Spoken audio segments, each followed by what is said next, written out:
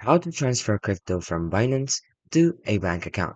Let's get started. So first thing you want to do is log into Binance. So open the Binance app on your phone and then go to the Binance website on your computer.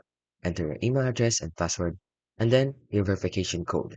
Now, you want to go to the buy crypto and select buy and sell option. So after you log in, select buy and sell tab.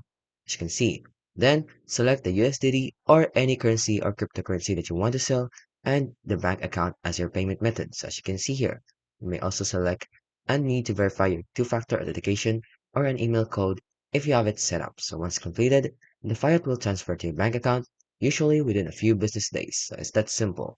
Simply just go to the Binance and sell it. Now there's also an alternative method, which is the P2P trading. So you can go to the P2P page on Binance, choose the USDT or any cryptocurrency, set a bank transfer as a payment method of payment, and then you can explore buyers from the list, agree on the amount and exchange, and then you can have the receiving payment in your bank account within a few days. Now that is how you can transfer crypto from Binance to your bank account.